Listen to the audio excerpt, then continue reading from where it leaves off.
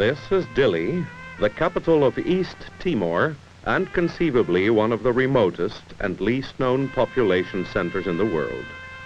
Situated in the easternmost part of the Indonesian archipelago, this colonial outpost was taken over by Indonesia in 1975 after 500 years of Portuguese rule.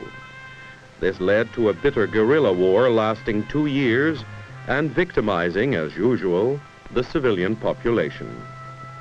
Now the fighting is over, but the suffering remains. Responding to a call for help, the International Committee of the Red Cross reached out from Geneva all the way across the globe with a relief action for 60,000 stricken East Timorese after a survey of the almost inaccessible interior. Since East Timor, half the size of Switzerland, boasts only about 30 kilometers of road, the only way to reach those in need is by helicopter.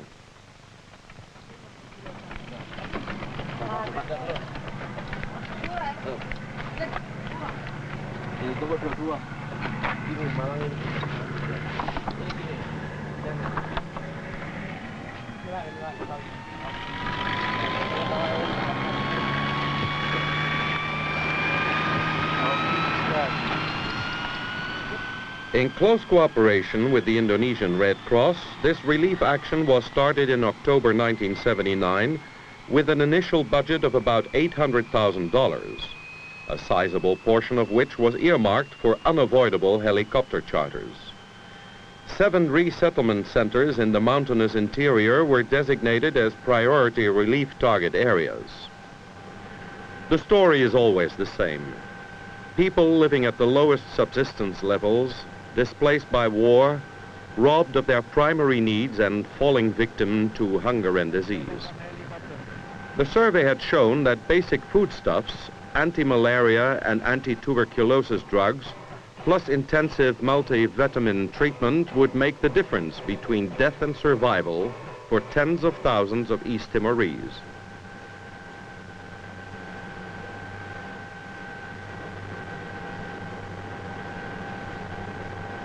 The daily visits of the life-saving Alouette helicopters often trigger ceremonial welcoming ceremonies in the mountain villages, some of which are situated at 2,000 meters altitude.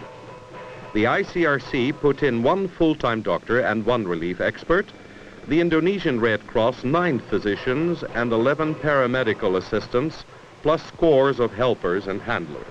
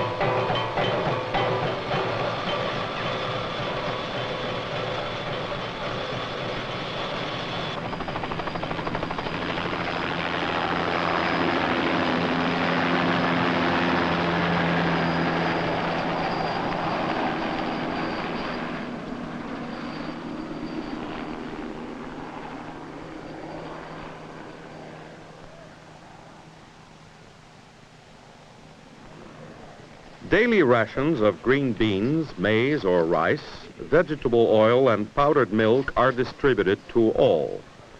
Soap and blankets are handed out on a monthly basis. After 6 months of food distribution, this combined Red Cross effort has vanquished the threat of famine, but serious malnutrition still persists in many areas.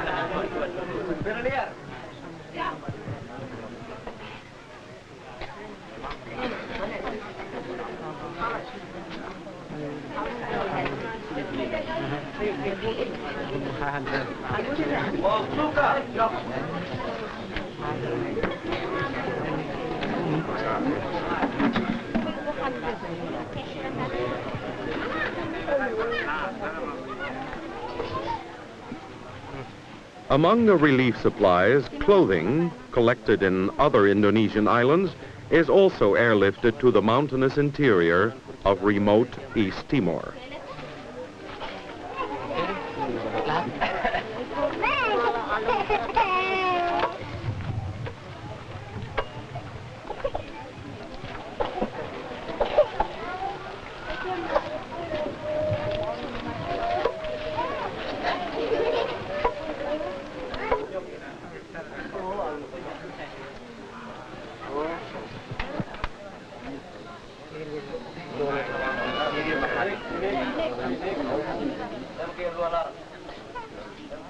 Some people covered with skin diseases caused by years of neglect and lack of hygiene are painted over with disinfectant solutions, and administering multivitamins in liquid or solid form, plus anti-malaria drugs, are an integral part of the medical relief program.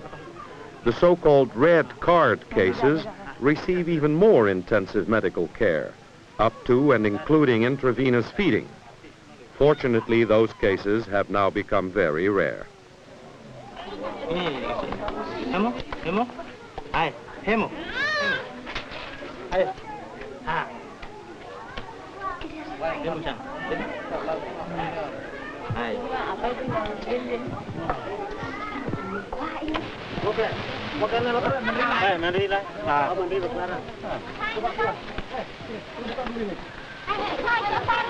Enggak apa-apa gitu. Lapor tidak. Jangan saja. Jauh ini. Kita sepotong aja. Putih sari, putih sari.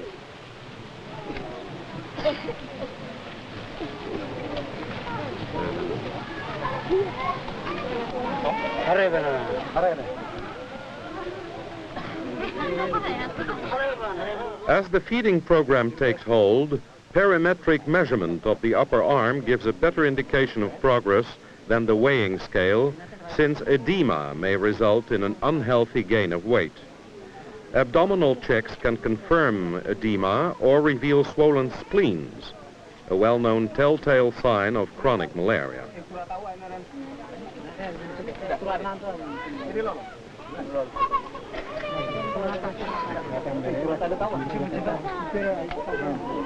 Belakang, Pak, belakang. Belakang. Belakang.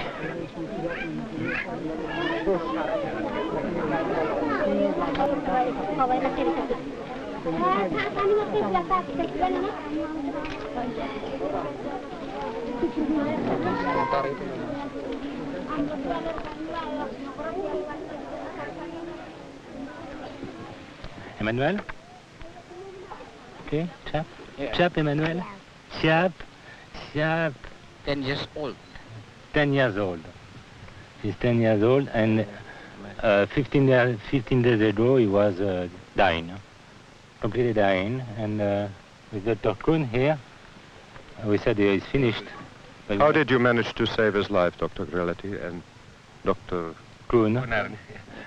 And we met infusion, we met a special food with spoon every hour, every 10 minutes, you know. And even he was almost dead, he said, Emmanuel, he said always, chap, and he was going down again. What is this sore he has under his eye, Dr. Grelletti? Oh, that's a result of malnutrition. Huh? That's we call marasmus. Marasmus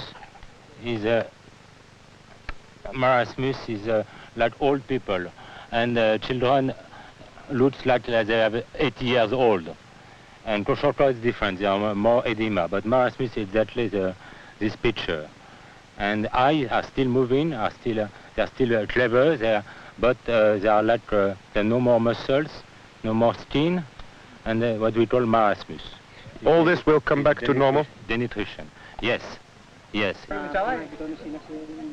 While East Timor, which some people have called nature's last frontier, cannot match Cambodia or Lebanon or certain African regions in terms of world news headlines, suffering knows no boundaries, and neither does the Red Cross when it's called upon to make that suffering a little more bearable and a little less inhuman.